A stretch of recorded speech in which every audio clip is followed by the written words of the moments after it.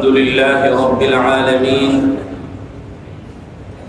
والصلاة والسلام على أشرف الأنبياء والمرسلين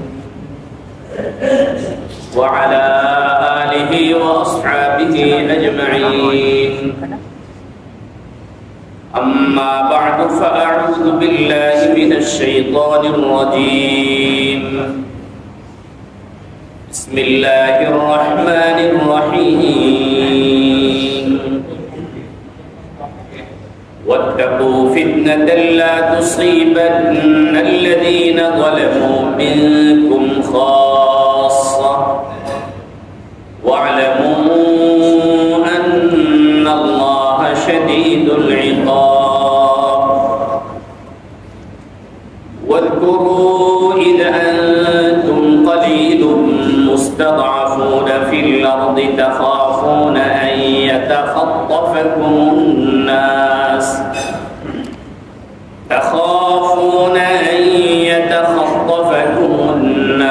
فآواكم وأيدكم بنصره ورزقكم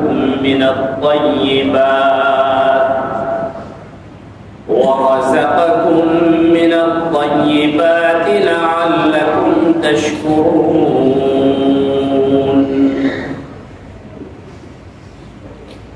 صدق الله مولانا العظيم وصدق رسوله النبي الكريم ونحن على ذلك لمن الشاهدين والشاكرين والحمد لله رب العالمين سبحانك لا علم لنا إلا ما علمتنا إنك أنت العليم الحكيم رب اشرح لي صدري ويسر لي أمري واحلل عقدة من لساني يفقهوا قولي ربي زدني علما ربي يسر ولا تعسر وتمم علينا بالخير وبك نستعين يا فتاح اللهم ألهمني رشدي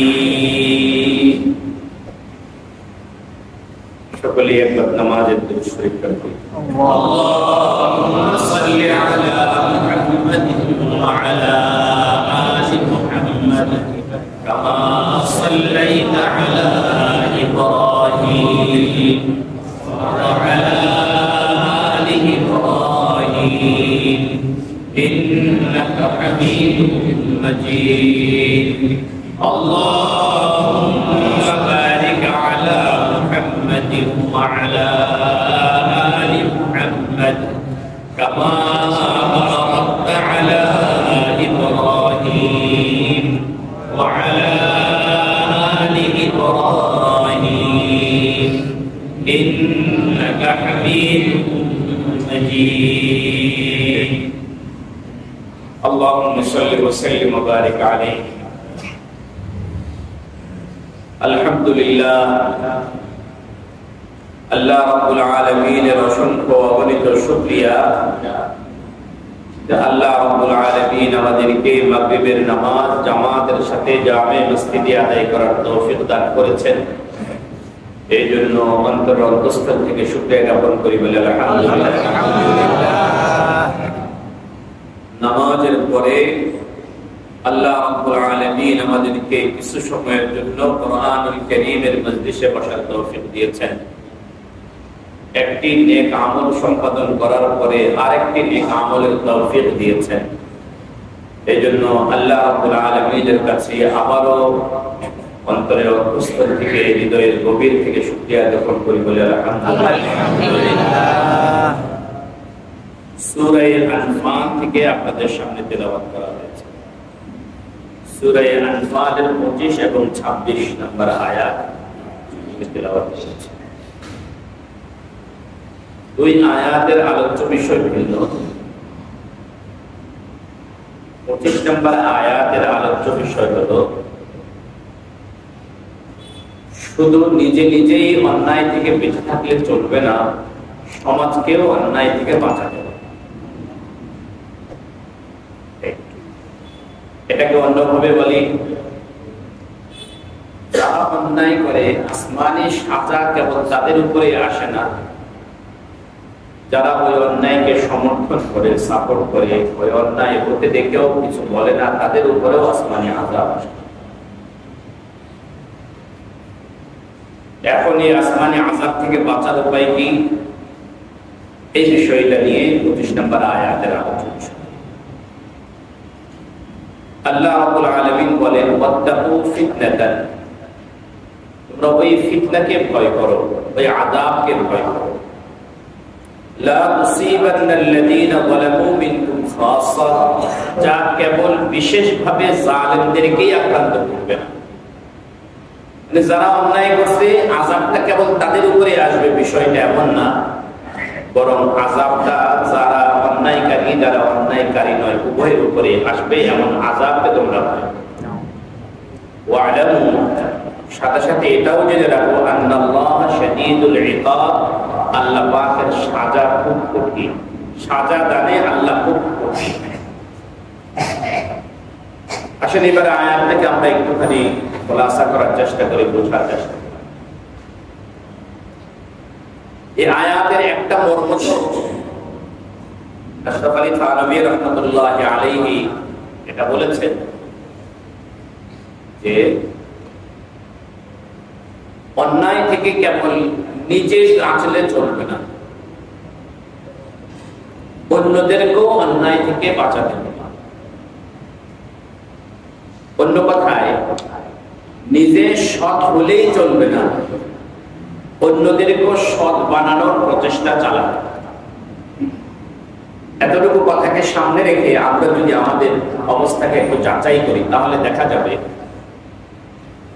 আমাদের পরিবারের মধ্যে অনেক ব্যক্তি এমন আছেন, নিজে সৎ এবং সততার উপরে চলার চেষ্টা করেন বা চলেন, বা সমাজে দেখান যে তিনি একজন ভদ্র মানুষ, কিন্তু ওনার পরিবার অন্যায়ের সাগরে ডুবে আছে। কি বলেন, আছে না? ঘরের কর্তা তিনি, 5 ওয়াক্ত নামাজ মসজিদে এসে পড়েন, গায়ে জুব্বাও আছে, মুখে দাড়িও আছে, হাতে তসবিহও আছে, কিন্তু স্ত্রী পর্দা করে না, মেয়ে পর্দা করে না, ঘরের ভিতরে যত অশ্লীলতা আছে সব অশ্লীলতা চলতেছে। তাহলে আয়াত এটা বলছে যে আমি একা ভালো হলে চলবে না, সমাজকেও কি করতে হবে, সমাজকে ভালো করতে হবে আমার নিজের প্রয়োজনে, অন্যকে সৎ এবং সততার পথে চালাইতে হবে আমার নিজের প্রয়োজনে। কেন প্রয়োজনটা হলো যে অন্যের আযাবের কারণে, অন্যের অন্যায়ের কারণে যে আযাব আসবে, আমি যেন সেই আযাবে গ্রেফতার না হই। আল্লাহ আমাদেরকে বুঝার তৌফিক দান করেন, বলেন আমিন। এই আয়াতের আরেকটা মর্ম মুফাসসিরিন ইকরাম বলছেন, সেটা হলো আমরে বিল মারুফ এবং নাহি আনিল মুনকার ছাড়া যাবে না। কোন জাতি যখন আমরে বিল মারুফ এবং নাহি আনিল মুনকার ছেড়ে দেয়, তখন ওই জাতির উপরে আসমানি এমন আযাব আসে যে আযাবে অন্যায়কারীরা যেরকম গ্রেফতার হয়, যারা অন্যায় করে নাই তারাও কি হয়ে যায়, ওই আযাবে গ্রেফতার হয়।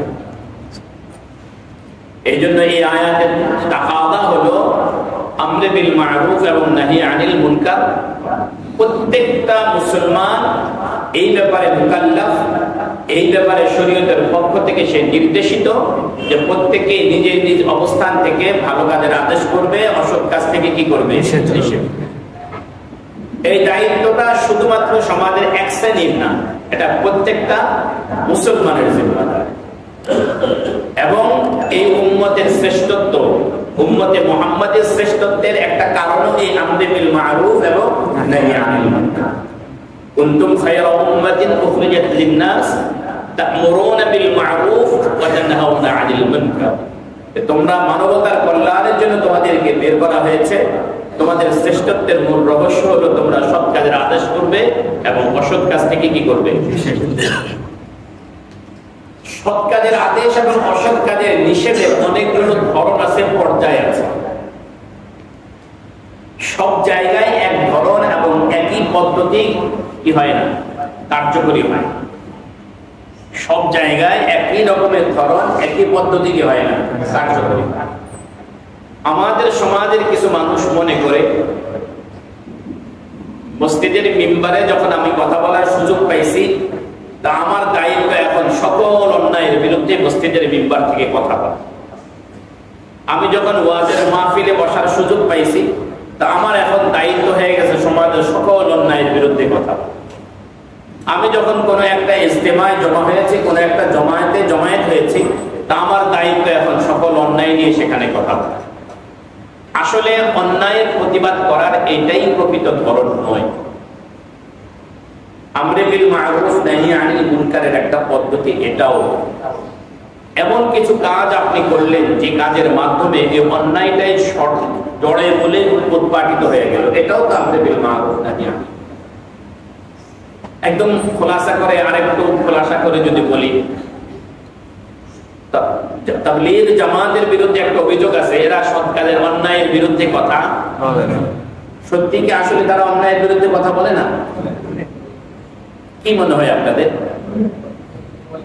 বাহ্যিক দৃষ্টিতে আপত্তি তুলে ইজতেমার মাঠে লক্ষ লক্ষ মানুষ মুসলমান একসাথ হয়, সরকারের অন্যায়ের বিরুদ্ধে যদি সেই ইজতেমার মাঠ থেকে যদি কথা বলা যায়, তাহলে একদিনেই তো দেশের অবস্থা কি হয়ে যাবে, পরিবর্তন হয়ে যাবে। এরকম অনেকে আশা করে। আসলে আমি 1 ঘন্টা যাবৎ সুদের অপকারিতা নিয়ে কথা বললাম, এটাও তো অন্যায়ের বিরুদ্ধে কথা বলা হলো। আরেকটা হলো 10 জন সুদকে ধরে তার সুদ থেকে, তাকে কোনো ওয়াজ-নসিহত করলাম না, কিন্তু এমন একটা পরিবেশে নিয়ে আসলাম যার কারণে সেই সুদ থেকে সরে গেল, এটাও কি আমরে বিল মারুফ নাহি আনিল মুনকার হয় না? এটা বলেন তাবলীগ জামাতে যাওয়ার পরে এই জামাতের বদৌলতে আল্লাহ পাক রব্বুল আলামিন হাজার হাজার অন্যায়কারী মানুষকে কি সৎ পথে পরিচালিত করেন না? করেছেন। আমি আর আপনি ওয়াজের মাহফিলে বসে যতজন মানুষকে শুধরাইছি, ওনারা ওয়াজ না করে এই ঠান্ডা ভাবে তার চেয়ে বেশি মানুষকে ওনারা শুধরাইছে। আল্লাহ আমাদেরকে বুঝার তৌফিক দান করেন। আলোচনা হলো সূরা আনফালের 25 নম্বর আয়াতের আলোচ্য বিষয় হলো যে কোন উম্মত, কোন জাতি, এই জাতি যদি কি করে আমরে বিল মারুফ নাহি আনিল মুনকার যদি ছেড়ে দেয়, তাহলে আল্লাহ রাব্বুল আলামিন এই উম্মতের উপরে এমন একটা আযাব চাপায়া দিবেন, যে আযাবে যারা অন্যায় করছে তারাও যেরকম গ্রেফতার হবে, যারা অন্যায় করে নাই তারাও কি হবে? আল্লাহ রাব্বুল আলামিন আমাদেরকে আমরে বিল মারুফ নাহি আনিল মুনকার যথাযথভাবে করার তৌফিক দান করেন, বলেন আমিন। আল্লাহ যে আযাবে অন্যায়কারী এবং যারা অন্যায় করে নাই উভয়ে যখন গ্রেফতার হবে, সে আযাবটা কোনটা? এই আযাব হতে পারে আল্লাহ পাক রব্বুল আলামিন বিগত জাতিদেরকে যেরকম শেষ করে দিয়েছেন এরকম কোন আযাব, অথবা হতে পারে ভিন্ন রকমের আযাব। একটা উদাহরণ একদম নগদ মনে আসছে, সেটা বলি। রাসূল কারীম সাল্লাল্লাহু আলাইহি ওয়াসাল্লাম এক হাদিসে বলেন, আবরিদু বিয-যুহরি, তোমরা যোহরের নামাজটা ঠান্ডা করে পড়ো।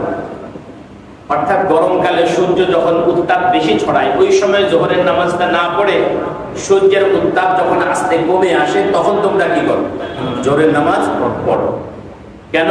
ফাইন্না শিদ্দাতাল হাররি মিন ফাইহি জাহান্নাম, কারণ এই তাপের তীব্রতা এটা জাহান্নামের নিঃশ্বাসের কারণে হয়, জাহান্নাম থেকে তৈরি হয়। নাউযুবিল্লাহ। তাহলে এই হাদিস থেকে একটা জিনিস আমাদের সামনে স্পষ্ট হলো, এই তীব্র তাপদাহ এটা কিসের কারণে হচ্ছে? জাহান্নাম উত্তপ্ত হয় কখন? মানুষের, বলেন, মানুষের গুনাহের কারণে। সব বাংলাদেশের সবাই কি গুনাহ করতেছে? কিছু লোক গুনাহ করছে, কিছু আল্লাহর বান্দা আছেন যারা গুনাহ করতেছেন না। কিন্তু এই গরমের তীব্রতা, যে শিশুরা কোনোদিন এখনো গুনাহ করার বয়স যাদের এখনো হয়নি, তারাও তো এই গরমের তীব্রতা কি করতে হচ্ছে? ভোগ করতে হচ্ছে। যে বৃদ্ধরা এখন গুনাহ করার মতো কোনো শক্তি তাদের কাছে নেই, তাদেরও কি করা লাগছে?